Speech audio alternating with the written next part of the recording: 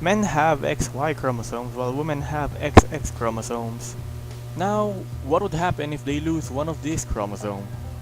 Well, I'm AJ and together with my group members, we'll be talking all about Turner syndrome. Have you ever heard of Turner syndrome? Before we know exactly what Turner syndrome is, let us learn of its origin, which will be explained by Charles. Turner syndrome is named for Henry Turner who, in 1938, was one of the first doctors to report on the disorder in the medical literature. Turner syndrome is one of the most common chromosomal disorder and likely the most common genetic disorder of females. Now that you know of its origin, let us know what Turner syndrome is. Hey, I'm Jonathan and I'll tell you all about Turner syndrome. Turner syndrome is a chromosomal condition that affects development in females. The most common feature of Turner syndrome is short stature, which becomes evident by about age 5. An early loss of ovarian function is also very common. The ovaries develop normally at first, but eggs usually die prematurely and most ovarian tissue degenerates before birth. Many affected girls do not undergo puberty unless they receive hormone therapy, and most are unable to conceive. A small percentage of females with Turner syndrome retain normally ovarian function through young adulthood. Now you might be asking, what causes Turner syndrome? Well, my friend Julia will be the one to explain that to you. Turner syndrome results when one normal X chromosome is present in a female cells and the other sex chromosome is missing or structurally altered. The missing genetic material affects development before and after birth. This can be seen on karyotypes. Karyotypes is simply a picture of a person's chromosomes. In order to get this picture, the chromosomes are isolated, stained, and examined under the microscope. This is what a normal person's karyotypes looks like. And here's what a person with Turner syndrome looks like. These karyotypes are called monosomy X, which means each cell in the individual's body has only one copy of the X chromosome instead of the usual two sex chromosomes.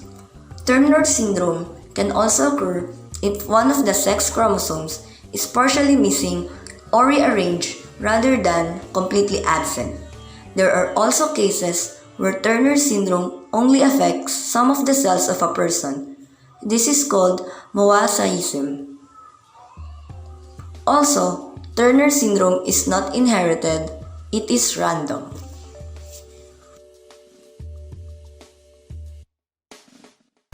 Hey there, the name's Demi and I'm joined by Zaira and we will be talking about the symptoms of Turner syndrome. Signs of Turner syndrome can start even before birth, and they give parents some ideas that their baby might be born with the condition. An ultrasound of a baby with it may show heart and kidney problems or a buildup of fluid. At birth or during infancy, girls might have a number of physical features that point to the condition. Swollen hands and feet or smaller than average height at birth are among them.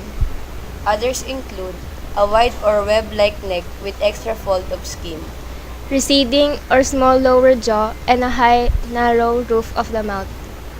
low set ears and a low hairline, Broad chest with widely spaced nipples.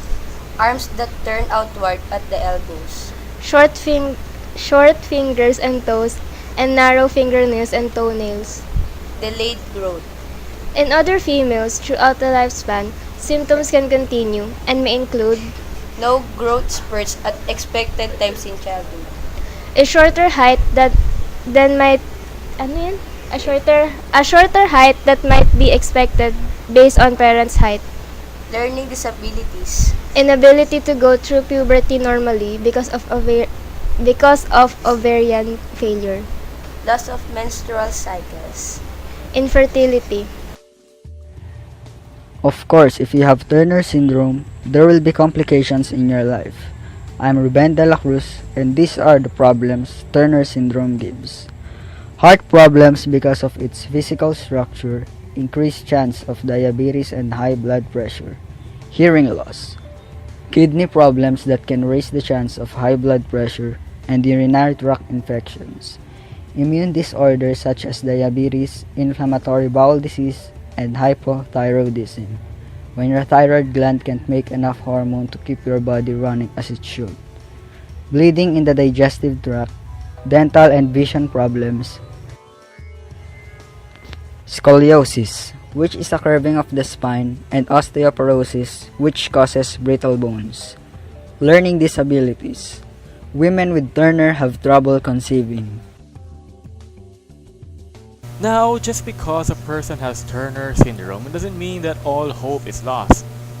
Thanks to the advancement of medicine, there are ways of diagnosing and treating Turner syndrome, which will be explained by Bonto and Eden. Diagnosis of Turner syndrome may be suspected when there are a number of typical physical features observed, such as web neck, a broad chest, and widely spaced nipples. Sometimes diagnosis is made at birth because of heart problems, an unusually wide neck or swelling of the hands and feet. The two main clinical features of Turner syndrome are short stature and the lack of development of the ovaries. Many girls are diagnosed in early childhood when a slow growth rate and other features are identified. Diagnosis sometimes takes place later when puberty does not occur. Turner syndrome may be suspected in pregnancy during an ultrasound test. This can be confirmed by prenatal testing, chorionic villus sampling, or amniocentesis, to obtain cells from the unborn baby for chromosomal analysis. If a diagnosis is confirmed prenatally, the baby may under the care of specialist pediatrician immediately after birth. Diagnosis is confirmed by a blood test called a karyotype. This is used to analyze the chromosomal composition of the female. Medical care often calls for a team of specialists that is built around the specific needs of each person. Because the case varies so widely, there is no cure. But most girls will take the same main therapies during childhood and teen years. These are growth hormone, given as an injection a few times a week to increase height as much as possible. Estrogen therapy, beginning around the time of puberty until a woman reaches the average age of menopause. This hormone treatment can help a woman grow and reach adult sexual development. Almost all women with the condition need fertility treatments to become pregnant, and carrying a child can come with health risks. If you have Turner syndrome, you should discuss those issues with your doctor. With treatment, most girls are able to live long, normal, and healthy lives despite having Turner syndrome. Well, that concludes the video about Turner syndrome. We hope that this video was helpful to you and you learned something new.